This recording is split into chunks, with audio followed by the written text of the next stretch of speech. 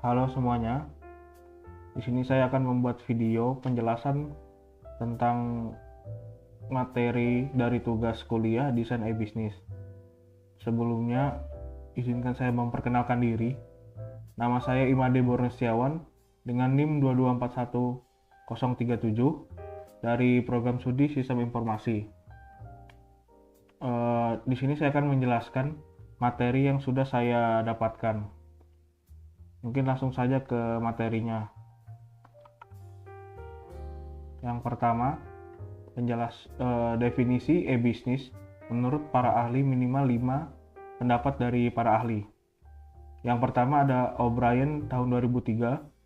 E-bisnis adalah penggunaan internet, jaringan, dan teknologi informasi untuk mendukung perdagangan elektronik, komunikasi, dan kolaborasi perusahaan. Yang kedua ada Hartono tahun 2006. E-bisnis adalah bisnis yang dijalankan di internet atau penggunaan teknologi internet untuk meningkatkan produktivitas dan keuntungan dari suatu bisnis. Yang ketiga ada Mohan Shawnee dan Jeff Zabin.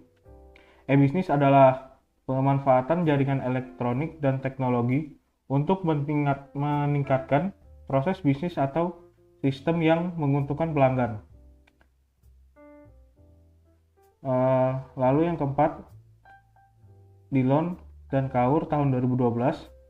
E-bisnis adalah teknologi untuk mengembangkan proses bisnis baik internet maupun eksternal. Su dan Gao tahun 2021. E-bisnis adalah penggunaan elektronik digital dan jaringan internet dalam aktivitas pembelian dan penjualan barang dan jasa, melayani pelanggan, berkolaborasi dengan mitra bisnis, dan melakukan komunikasi dan transaksi dalam organisasi. Selanjutnya, perbedaan e-bisnis dan e-commerce.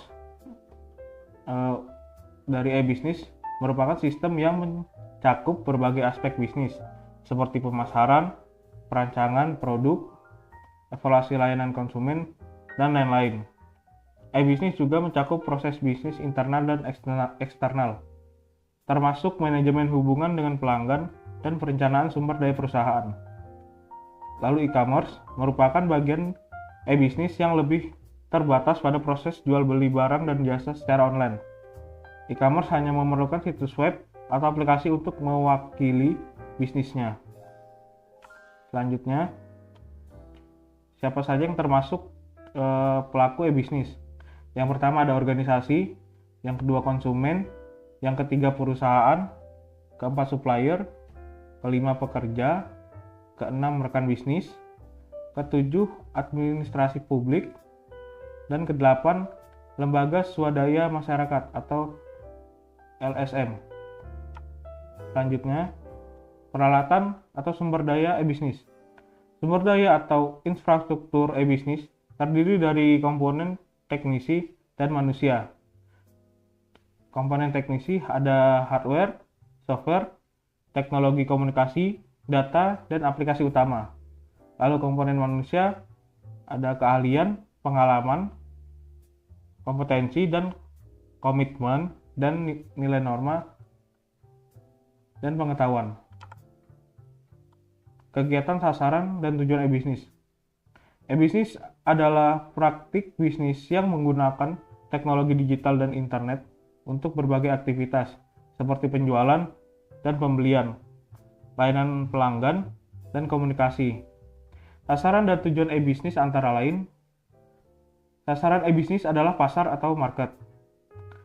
Tujuannya adalah mendukung efisiensi dan integritas pengolahan data serta berfungsi sebagai sarana komunikasi dan informasi. Selanjutnya, keuntungan e-bisnis. Yang pertama, jangkauan pemasaran yang luas. Dengan e-bisnis, perusahaan dapat menjangkau konsumen dari berbagai daerah dan negara. Yang kedua, efisiensi dan produktivitas. Proses jual beli dapat dilakukan secara otomatis dan lebih cepat, sehingga dapat menghemat waktu dan biaya. Selanjutnya, meningkatkan kepuasan pelanggan. E-bisnis dapat membantu meningkatkan kepuasan pelanggan. Meningkatkan daya saing. E-bisnis dapat membantu meningkatkan daya saing perusahaan di pasar global Selanjutnya, mendapatkan konsumen baru. E-bisnis dapat membantu perusahaan mendapatkan konsumen baru melalui mesin pencari. Selanjutnya, memudahkan komunikasi e-bisnis. E-bisnis dapat membantu perusahaan mengakses informasi mengenai konsumen melalui cookies atau informasi yang diberikan konsumen di formulir berlangganan. Selanjutnya, mendapatkan informasi yang lebih cepat. Konsumen dapat menerima informasi dengan lebih cepat. Selanjutnya, mendapatkan barang dan jasa dengan biaya yang lebih murah. Konsumen dapat berbelanja kapan saja dan di mana saja, serta dapat melakukan perbandingan barang dan jasa.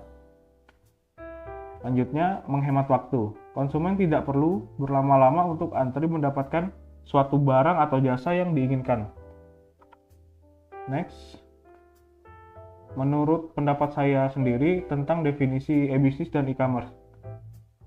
E-bisnis itu pada dasarnya semua yang berhubungan dengan bisnis yang dilakukan secara online. Jadi bukan cuma jual beli aja, tapi juga semua proses yang mendukung bisnis, seperti manajemen stok, pemasaran, dan hubungan dengan pelanggan. Intinya semua yang bikin bisnis jalan dan lebih efisien lewat teknologi. Lalu e-commerce itu lebih spesifik. Ini tentang jual beli barang atau jasa lewat internet. Misalnya kamu belanja di toko online atau jualan di platform seperti marketplace. Jadi e-commerce fokus pada transaksi yang terjadi secara online. Selanjutnya,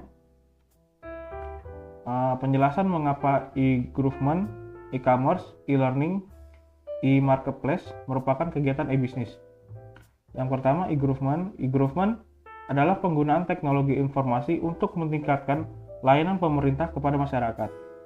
Dengan menerapkan sistem online, pemerintah bisa memberikan informasi, layanan, dan interaksi dengan warga lebih efisien. Ini mencakup pendaftaran online, pembayaran pajak, dan pengajuan dokumen, yang semuanya merupakan bagian dari proses bisnis yang lebih baik. Selanjutnya, e-commerce. Seperti yang sudah dijelaskan, e-commerce adalah kegiatan jual beli produk atau jasa secara online. Ini adalah salah satu bentuk e-bisnis yang paling jelas karena digital. Selanjutnya ada e-learning. E-learning merujuk pada pendidikan yang dilakukan secara online. Ini termasuk kursus, pelatihan, dan program pembelajaran lainnya yang menggunakan teknologi untuk menyampaikan materi.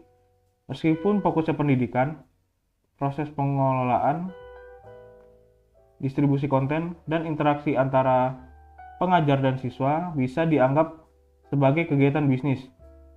Institusi pendidikan juga harus mengelola sumber daya dan biaya, mirip dengan bisnis.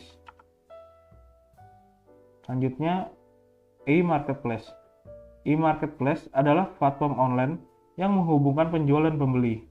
Ini adalah tempat di mana berbagai produk atau jasa ditawarkan oleh penjual kepada konsumen. E-marketplace memfasilitasi transaksi dan interaksi. Jadi ini juga merupakan bagian dari e-bisnis karena membantu meningkatkan efisiensi dan akses pasar.